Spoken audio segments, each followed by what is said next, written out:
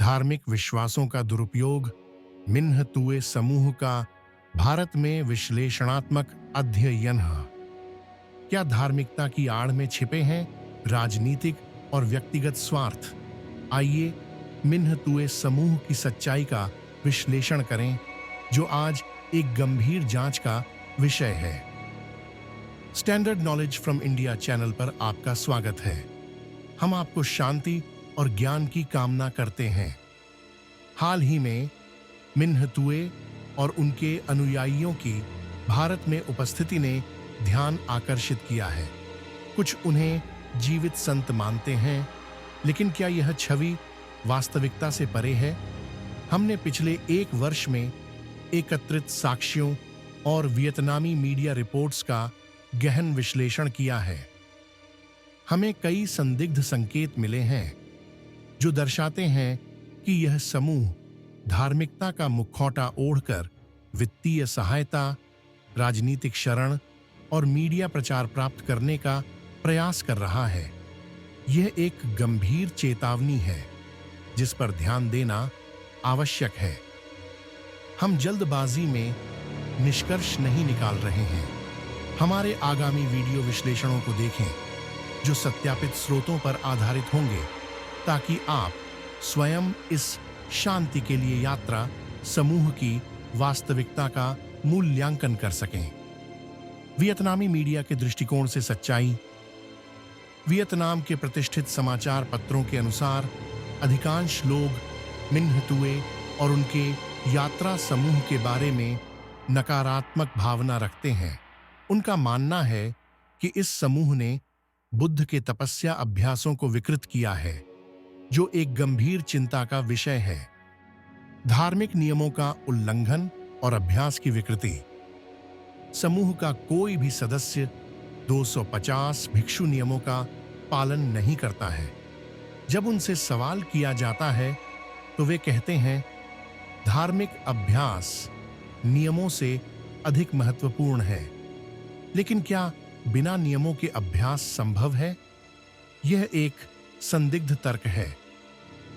तपस्या की भावना के विपरीत वे बड़े समूहों में एकत्र होते हैं, उत्सवों का आयोजन करते हैं, जो एकांत और शांतिपूर्ण साधना के विपरीत है।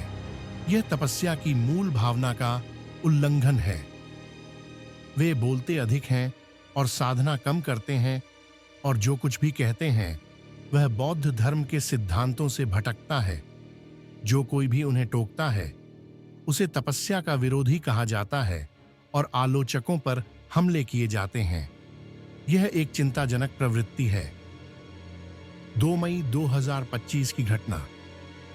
2 मई 2025 को एक अमेरिकी समर्थक ने फान कोंग डोआन फान फूकन गेम से एक छड़ी प्राप्त की और 2 वियतनामी यूट्यूबर्स पर बोधगया में हमला किया। यह बौद्ध धर्म का गंभीर अपमान है और कानून का उल्लंघन है। यह घटना समूह की हिंसक प्रवृत्ति को उजागर करती है। झूठ और अत्यधिक आत्मगौरव। शुरुआत में मिन्हतुए जीवित बुद्ध के रूप में प्रशंसा पाने में संकोच करते थे, लेकिन बाद में उन्होंने इसे स्वीकार कर लिया और गर्व से दुनिया को देखा। यह परिवर्तन नैतिक और आध्यात्मिक पतन को दर्शाता है। यह एक गंभीर चिंता का विषय है। वे लगातार झूठ बोलते हैं। रात में चोरी छिपे खाना, ध्यान मुद्रा में सोने का दिखावा, लोहे की कुर्सियों का उपयोग करके पैरों को स्थिर करना, और जब उन्होंने डोआन वान बाओ को कुछ करने से मना किया तो अब फोकन गेम वही कार्य कर रहे हैं। ये कार्य दिखावटी और ईमानदारी की कमी को दर्शाते हैं। यह समूह की विश्वसनीयता पर सवाल उठाता है। वे उन लोगों की आलोचना करते हैं जिन्होंने उनकी मदद की, विशेष रूप से डोआन वान बाओ, और चौंकाने वाले बयान देते हैं, जब यह पूरी दुनिया समाप्त हो जाएगी और कोई नहीं बचेगा, तब मैं फिर से बाओ के साथ चलूंगा। यह कृतज्ञता और करुणा की कमी को दर्शाता है। यह एक नैतिक पतन है। कृतज्ञता, क्रोध और उपकारियों के साथ विश्वासघात। जो देवता कभी उनकी मदद करते थे, अब उन्हें नजरअंदाज किया जाता है, उनकी निंदा की जाती है और मिन्ह तुए के प्रशंसकों द्वारा प्रतिदिन गालियां दी जाती हैं। यह कार्य निंदा के योग्य है और बौद्ध धर्म की कृतज्ञता की भावना के विपरीत है। यह एक गंभीर चिंता का विषय है। केवल बाओ, जिन्होंने मिन्ह तुए को वियतनाम से बाहर निकलने में मदद की, समूह के लिए धार्मिक वीजा की व्यवस्था की, कई बार चुपचाप उनकी मदद करते रहे। यह सहायता उनके महान हृदय को दर्शाती है। यह एक विरोधाभास है। मिन्ह तुए डोआन वान बाओ फोक गेम त्रयी। पिछले 6 महीनों से यह त्रयी सभी बहसों का केंद्र रही है, जैसे कि एक अंतहीन नाटक श्रृंखला। यह समूह के भीतर के संघर्षों को उजागर करता है।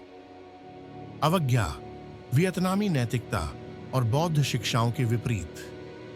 मिन्ह तुए ने अपने माता पिता को त्यागने की घोषणा की, यहां तक कि उनकी मृत्यु के समय भी उन्हें देखने की आवश्यकता नहीं है, जो कि पितृभक्ति की भावना के विपरीत है। यह कार्य अनैतिक है और वियतनामी सांस्कृतिक परंपराओं और बौद्ध शिक्षाओं के विपरीत है। यह एक गंभीर नैतिक उल्लंघन है। अपव्यय, तपस्या की भावना का उल्लंघन। हालांकि उन्होंने पैसे न लेने की घोषणा की, लेकिन समूह लगातार प्रायोजन प्राप्त करता है। निजी रसोइयों को किराए पर लेता है, वियतनामी व्यंजन खाता है, कारों, हाई स्पीड ट्रेनों, विमानों से Thailand, Malaysia, Indonesia, Singapore, Sri Lanka में यात्रा करता है। यह दिखाता है कि वे तपस्या का पालन नहीं करते हैं। यह एक पाखंड है। उन्हें कई देशों से निष्कासित कर दिया गया क्योंकि उन्होंने अराजकता फैलाई, लेकिन वे इसे धार्मिक आभा के कारण पुलिस सुरक्षा के रूप में प्रस्तुत करते हैं। यह धोखा है और बौद्ध धर्म की छवि को नुकसान पहुंचाता है। यह एक गंभीर चिंता का विषय है। अप्रिय छवियां, धार्मिक छवि को नुकसान। वे अक्सर बड़े चावल के बर्तनों को पकड़ते हैं, भोजन से भरे बैग ले जाते हैं, युवा और सुंदर महिला सेवकों के साथ तंग कपड़ों में भोजन करते हैं, जैसे कि बुनबो, बान्हसेओ, मीठे व्यंजन। ये छवियां अप्रिय हैं और एक साधु की छवि के अनुरूप नहीं हैं। यह एक गंभीर चिंता का विषय है। वे गरीब बच्चों के साथ भोजन साझा करने से इनकार करते हैं, यहां तक कि विकलांग लड़कियों से भीख मांगते हैं। चरम पर वे बोधगया के पास एक सूखी नदी के बीच में बचे हुए भोजन को बच्चों के बीच फेंकते हैं। यह अमानवीय और करुणा की कमी को दर्शाता है। यह एक गंभीर नैतिक उल्लंघन है। वे प्रशंसकों को हर वस्तु पर हस्ताक्षर करते हैं, बैग, पर्स, फोटो, जैसे कि एक हॉलीवुड फिल्म समूह ब्रांड प्रचार कर रहा हो। यह दिखावा और विनम्रता की कमी को दर्शाता है। यह एक गंभीर चिंता का विषय है। निष्पक्ष मूल्यांकन। उपरोक्त जानकारी दर्शाती है कि क्यों वियतनामी जनता यात्रा समूह की छवि से नाराज है, जो मूल बौद्ध धर्म की भावना से दूर हो गया है। स्टैंडर्ड नॉलेज फ्रॉम इंडिया लगातार समाचारों की समीक्षा करेगा ताकि आप इस समूह के घटनाक्रमों को समझ सकें, विशेष रूप से 3 प्रमुख पात्रों मिन्ह तुए, डोआन वान बाओ, फोक एंड गेम के इर्द गिर्द। यह एक गंभीर जांच का विषय है। वे सभी विवादों का त्रिकोण केंद्र है और आगामी समाचारों में बार बार उल्लेखित होंगे। फोक गेम, जिन्हें कभी वादा तोड़ने वाला पत्ता, कार्ड मास्टर कहा जाता था, प्रशंसकों और विरोधियों दोनों के बीच सबसे विवादास्पद पात्र माने जाते हैं, क्योंकि वे झूठे वादे करते हैं, चापलूसी करते हैं और धन जुटाने में लगे रहते हैं। यह एक गंभीर चिंता का विषय है। इस बीच बाओ, जिन्होंने समूह को भारत में भिक्षाटन वीजा दिलाने में मदद की, को नियमों की सख्त निगरानी के कारण बाहर कर दिया गया, जिससे समूह का वास्तविक उद्देश्य उजागर हुआ। वियतनाम छोड़कर अमेरिका, ऑस्ट्रेलिया, कनाडा में राजनीतिक शरण लेना, न कि भारत में साधना करना। यह एक गंभीर चिंता का विषय है। फूक गेम का विश्लेषण। कार्ड मास्टर, वादा तोड़ने वाला पत्ता। वे बाओ के उत्तराधिकारी के रूप में समूह के नेता बने, जिन्हें मिन्ह तुए ने थाईलैंड में आधे रास्ते पर नियुक्त किया। यह एक गंभीर चिंता का विषय है। उन्हें समुदाय द्वारा कई व्यंग्यात्मक उपनाम दिए गए। कार्ड मास्टर, क्योंकि उन्होंने देश में दान के पैसे का उपयोग जुआ खेलने में किया। वादा तोड़ने वाला पत्ता, चापलूसी करने वाला पत्ता, क्योंकि वे लगातार झूठे वादे करते हैं, दिखावा करते हैं, कभी भी कुछ ठोस नहीं करते हैं, फिर भी मिन्ह तुए का पूर्ण समर्थन प्राप्त करते हैं। यह एक गंभीर चिंता का विषय है। वे समूह की छवि को बढ़ावा देने के कई योजनाओं के पीछे हैं। यह एक गंभीर चिंता का विषय है। भारत में मिन्ह तुए समूह की गतिविधियों की जांच एक जटिल और संवेदनशील मुद्दा है। धार्मिक स्वतंत्रता और राष्ट्रीय सुरक्षा के बीच संतुलन बनाए रखना आवश्यक है। जांचकर्ताओं को निम्नलिखित पहलुओं पर ध्यान केंद्रित करना चाहिए। वित्तीय लेन देन, समूह के वित्तीय लेन देन की गहन जांच की जानी चाहिए। दान के पैसे का उपयोग कहां किया जा रहा है? क्या कोई मनी लॉन्ड्रिंग या अन्य अवैध गतिविधियां हो रही हैं? वीजा स्थिति, समूह के सदस्यों की वीजा स्थिति की जांच की जानी चाहिए। क्या वे वीजा नियमों का उल्लंघन कर रहे हैं? क्या वे राजनीतिक शरण के लिए झूठे दावे कर रहे हैं? स्थानीय समुदाय पर प्रभाव, समूह का स्थानीय समुदाय पर क्या प्रभाव पड़ रहा है? क्या वे अराजकता फैला रहे हैं? क्या वे स्थानीय संस्कृति और परंपराओं का सम्मान कर रहे हैं? अंतर्राष्ट्रीय संबंध, समूह की गतिविधियों का भारत के अंतर्राष्ट्रीय संबंधों पर क्या प्रभाव पड़ रहा है? क्या वे वियतनाम सरकार के साथ तनाव पैदा कर रहे हैं? जांचकर्ताओं को निष्पक्ष और पारदर्शी तरीके से काम करना चाहिए। उन्हें सभी पक्षों से जानकारी एकत्र करनी चाहिए और किसी भी पूर्वाग्रह से बचना चाहिए। भारत की शरण नीति धार्मिक समूहों के लिए एक जटिल और विवादास्पद मुद्दा है। भारत ने ऐतिहासिक रूप से धार्मिक उत्पीड़न के शिकार लोगों को शरण दी है, लेकिन राष्ट्रीय सुरक्षा और आर्थिक हितों को भी ध्यान में रखना आवश्यक है। भारत सरकार को निम्नलिखित पहलुओं पर विचार करना चाहिए। शरण नीति का स्पष्टीकरण, भारत सरकार को अपनी शरण नीति को स्पष्ट करना चाहिए। किन परिस्थितियों में धार्मिक समूहों को शरण दी जाएगी? किन परिस्थितियों में शरण से इनकार किया जाएगा? जांच प्रक्रिया को मजबूत करना, भारत सरकार को शरण आवेदनों की जांच प्रक्रिया को मजबूत करना चाहिए। यह सुनिश्चित करना आवश्यक है कि केवल वास्तविक उत्पीड़न के शिकार लोगों को ही शरण दी जाए। स्थानीय समुदाय के साथ समन्वय, भारत सरकार को स्थानीय समुदाय के साथ समन्वय करना चाहिए। यह सुनिश्चित करना आवश्यक है कि शरणार्थियों को स्थानीय समुदाय में एकीकृत किया जाए और कोई तनाव पैदा न हो।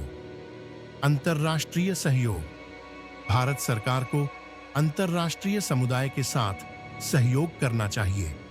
शरणार्थी संकट एक वैश्विक समस्या है और सभी देशों को मिलकर काम करना चाहिए। धार्मिक विश्वासों के दुरुपयोग के खिलाफ जागरूकता बढ़ाना आवश्यक है। लोगों को धार्मिक समूहों की गतिविधियों के बारे में जागरूक होना चाहिए और किसी भी संदिग्ध गतिविधि की रिपोर्ट करनी चाहिए। जागरूकता अभियान में निम्नलिखित संदेश शामिल होने चाहिए। किसी भी संदिग्ध गतिविधि की रिपोर्ट करें। यदि आपको किसी धार्मिक समूह की गतिविधि संदिग्ध लगती है तो इसकी रिपोर्ट करें। पुलिस या अन्य संबंधित अधिकारियों को सूचित करें। धार्मिक समूहों की गतिविधियों पर सवाल उठाएं। धार्मिक समूहों की गतिविधियों पर सवाल उठाना महत्वपूर्ण है। क्या वे पारदर्शिता और जवाबदेही का पालन कर रहे हैं? क्या वे स्थानीय संस्कृति और परंपराओं का सम्मान कर रहे हैं? धार्मिक विश्वासों के दुरुपयोग के खिलाफ एकजुट हों। धार्मिक विश्वासों के दुरुपयोग के खिलाफ एकजुट होना आवश्यक है। सभी धर्मों के लोगों को मिलकर काम करना चाहिए ताकि यह सुनिश्चित किया जा सके कि धार्मिक विश्वासों का उपयोग किसी को धोखा देने या नुकसान पहुंचाने के लिए न किया जाए। धार्मिक समूहों का समाज पर प्रभाव एक जटिल और बहुआयामी मुद्दा है। शैक्षणिक अध्ययन इस मुद्दे को समझने में मदद कर सकते हैं। शैक्षणिक अध्ययन में निम्नलिखित पहलुओं पर ध्यान केंद्रित किया जाना चाहिए। धार्मिक समूहों का इतिहास। धार्मिक समूहों का इतिहास क्या है? वे कैसे विकसित हुए? धार्मिक समूहों की विचारधारा। धार्मिक समूहों की विचारधारा क्या है? वे क्या मानते हैं? धार्मिक समूहों का संगठन। धार्मिक समूहों का संगठन कैसा है? वे कैसे काम करते हैं? धार्मिक समूहों का समाज पर प्रभाव। धार्मिक समूहों का समाज पर क्या प्रभाव पड़ रहा है? वे सकारात्मक और नकारात्मक दोनों तरह से समाज को कैसे प्रभावित करते हैं? शैक्षणिक अध्ययन निष्पक्ष और पारदर्शी तरीके से किए जाने चाहिए। उन्हें सभी पक्षों से जानकारी एकत्र करनी चाहिए और किसी भी पूर्वाग्रह से बचना चाहिए। यदि कोई धार्मिक समूह कानून का उल्लंघन करता है तो उसके खिलाफ कानूनी कार्रवाई की जानी चाहिए। यह सुनिश्चित करना आवश्यक है कि सभी लोग कानून के समान हों और कोई भी कानून से ऊपर न हो। कानूनी कार्यवाही में निम्नलिखित कदम शामिल हो सकते हैं। जांच। पुलिस या अन्य संबंधित अधिकारियों को कानून के उल्लंघन की जांच करनी चाहिए। गिरफ्तारी। यदि पर्याप्त सबूत हैं तो कानून का उल्लंघन करने वाले लोगों को गिरफ्तार किया जाना चाहिए। मुकदमा। गिरफ्तार किए गए लोगों पर मुकदमा चलाया जाना चाहिए। सजा। यदि दोषी पाए जाते हैं तो कानून का उल्लंघन करने वाले लोगों को सजा दी जानी चाहिए। कानूनी कार्यवाही निष्पक्ष और पारदर्शी तरीके से की जानी चाहिए। यह सुनिश्चित करना आवश्यक है कि सभी लोगों को निष्पक्ष सुनवाई का अधिकार हो। धार्मिक समुदाय धार्मिक विश्वासों के दुरुपयोग को रोकने में महत्वपूर्ण भूमिका निभा सकते हैं। धार्मिक नेताओं को अपने अनुयायियों को धार्मिक विश्वासों के दुरुपयोग के खतरों के बारे में शिक्षित करना चाहिए। धार्मिक समुदाय को निम्नलिखित कदम उठाने चाहिए। धार्मिक शिक्षा को बढ़ावा देना। धार्मिक शिक्षा को बढ़ावा देना महत्वपूर्ण है। लोगों को अपने धर्म के बारे में शिक्षित होना चाहिए ताकि वे धार्मिक विश्वासों के दुरुपयोग को पहचान सकें। धार्मिक नेताओं को प्रशिक्षित करना। धार्मिक नेताओं को धार्मिक विश्वासों के दुरुपयोग को पहचानने और रोकने के लिए प्रशिक्षित किया जाना चाहिए। धार्मिक विश्वासों के दुरुपयोग के खिलाफ आवाज उठाना। धार्मिक समुदाय को धार्मिक विश्वासों के दुरुपयोग के खिलाफ आवाज उठानी चाहिए। यह सुनिश्चित करना आवश्यक है कि धार्मिक विश्वासों का उपयोग किसी को धोखा देने या नुकसान पहुंचाने के लिए न किया जाए। राजनीतिक विश्लेषकों को धार्मिक समूहों की गतिविधियों का विश्लेषण करना चाहिए। उन्हें यह समझने की कोशिश करनी चाहिए कि धार्मिक समूह राजनीति को कैसे प्रभावित करते हैं। राजनीतिक विश्लेषकों को निम्नलिखित पहलुओं पर ध्यान केंद्रित करना चाहिए। धार्मिक समूहों का राजनीतिक प्रभाव। धार्मिक समूहों का राजनीतिक प्रभाव क्या है? वे चुनावों को कैसे प्रभावित करते हैं? वे नीतियों को कैसे प्रभावित करते हैं? धार्मिक समूहों का राजनीतिक एजेंडा। धार्मिक समूहों का राजनीतिक एजेंडा क्या है? वे क्या हासिल करना चाहते हैं? धार्मिक समूहों का राजनीतिक गठबंधन। धार्मिक समूहों का राजनीतिक गठबंधन क्या है? वे किन राजनीतिक दलों का समर्थन करते हैं? राजनीतिक विश्लेषकों को निष्पक्ष और पारदर्शी तरीके से काम करना चाहिए। उन्हें सभी पक्षों से जानकारी एकत्र करनी चाहिए और किसी भी पूर्वाग्रह से बचना चाहिए। शरणार्थी अधिवक्ताओं को शरणार्थियों के अधिकारों की रक्षा करनी चाहिए। उन्हें यह सुनिश्चित करना चाहिए कि शरणार्थियों को निष्पक्ष सुनवाई का अधिकार हो और उन्हें उत्पीड़न से बचाया जाए। शरणार्थी अधिवक्ताओं को निम्नलिखित कदम उठाने चाहिए। शरणार्थियों को कानूनी सहायता प्रदान करना। शरणार्थी अधिवक्ताओं को शरणार्थियों को कानूनी सहायता प्रदान करनी चाहिए। उन्हें शरण आवेदनों को तैयार करने और अदालतों में उनका प्रतिनिधित्व करने में मदद करनी चाहिए। शरणार्थियों के अधिकारों के लिए वकालत करना। शरणार्थी अधिवक्ताओं को शरणार्थियों के अधिकारों के लिए वकालत करनी चाहिए। उन्हें यह सुनिश्चित करना चाहिए कि शरणार्थियों को निष्पक्ष सुनवाई का अधिकार हो और उन्हें उत्पीड़न से बचाया जाए। शरणार्थियों के बारे में जागरूकता बढ़ाना। शरणार्थी अधिवक्ताओं को शरणार्थियों के बारे में जागरूकता बढ़ानी चाहिए। लोगों को शरणार्थियों की दुर्दशा के बारे में शिक्षित करना चाहिए और उन्हें शरणार्थियों के प्रति सहानुभूति रखने के लिए प्रोत्साहित करना चाहिए। कानून प्रवर्तन को कानून का उल्लंघन करने वाले धार्मिक समूहों के खिलाफ कार्रवाई करनी चाहिए। यह सुनिश्चित करना आवश्यक है कि सभी लोग कानून के समान हों और कोई भी कानून से ऊपर न हो। कानून प्रवर्तन को निम्नलिखित कदम उठाने चाहिए। कानून के उल्लंघन की जांच करना। कानून प्रवर्तन को कानून के उल्लंघन की जांच करनी चाहिए। कानून का उल्लंघन करने वाले लोगों को गिरफ्तार करना। यदि पर्याप्त सबूत हैं तो कानून का उल्लंघन करने वाले लोगों को गिरफ्तार किया जाना चाहिए। कानून का उल्लंघन करने वाले लोगों पर मुकदमा चलाना। गिरफ्तार किए गए लोगों पर मुकदमा चलाया जाना चाहिए। कानून का उल्लंघन करने वाले लोगों को सजा देना। यदि दोषी पाए जाते हैं तो कानून का उल्लंघन करने वाले लोगों को सजा दी जानी चाहिए। कानून प्रवर्तन को निष्पक्ष और पारदर्शी तरीके से काम करना चाहिए। यह सुनिश्चित करना आवश्यक है कि सभी लोगों को निष्पक्ष सुनवाई का अधिकार हो। मिन्हतुए समूह की गतिविधियों का विश्लेषण एक जटिल और संवेदनशील मुद्दा है। धार्मिक स्वतंत्रता और राष्ट्रीय सुरक्षा के बीच संतुलन बनाए रखना आवश्यक है। हमें धार्मिक विश्वासों के दुरुपयोग के खिलाफ एकजुट होना चाहिए।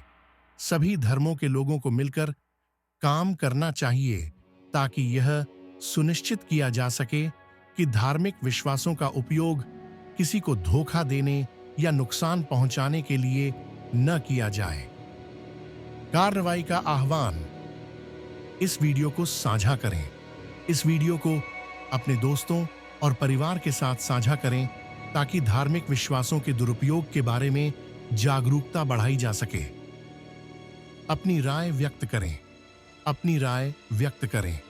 आप मिन्हतुए समूह की गतिविधियों के बारे में क्या सोचते हैं? जांच में सहयोग करें।